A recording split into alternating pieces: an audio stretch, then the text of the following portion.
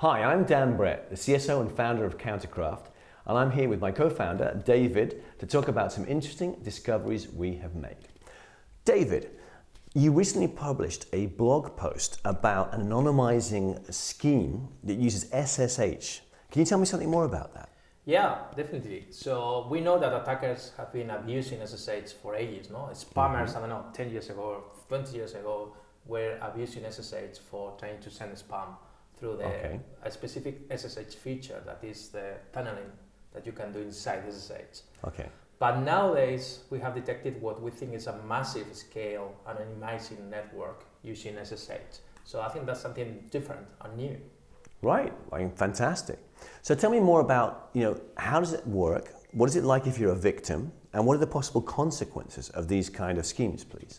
So the idea is that by tunneling your traffic through SSH, you can try to encrypt and then use compromised hosts in the entire internet for connecting to any website or any other network services. So imagine that you have compromised tens or hundreds of services around the world, like in AWS, in Azure, in any service provider, even in many companies. Mm-hmm. And then you use those servers for encrypting and tunneling your traffic and connecting to, search engines or retail sites or cryptocurrency sites. So you are trying to anonymize. It's like a kind of VPN or like Borsman VPN. Okay, so this sounds interesting. So the criminals are anonymizing their traffic, which means it looks like they're sending their bad traffic from other legitimate hosts. Is that right? That's correct. And many companies and many websites, they have like an anti-fraud mechanism so that you can detect if, our connection is coming from Tor or from a VPN. Yep. But in this case, it's coming from a total lead site. So it's coming, for instance, from a small and medium company, or it's coming from a bank or from it's a normal company. So people are unwittingly helping the cyber criminals with their cyber campaigns. Yeah, without noticing that. Yeah. How can you know if you've been infected with this kind of,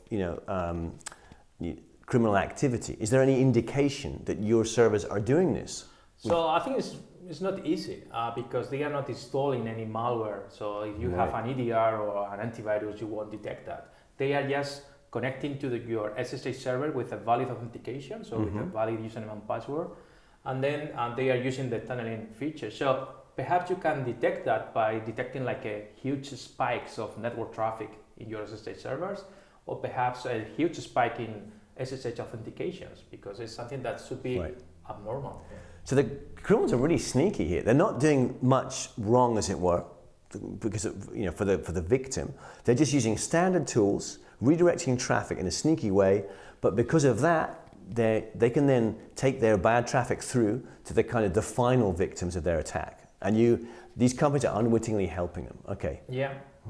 That's bad luck. Sneaky criminals. Okay, so you can find out a whole load more about this on the blog post David's written, and talk you through how technically we uncovered this, and how important I think it was to use our tools to get there, right? Yeah, I think you should check out our blog post because we explain everything there. And if you have any questions, please don't hesitate to contact us. Thanks, and then like and subscribe to find out more about CounterCraft and to follow our founders' chats. Thank you very much. Thank you.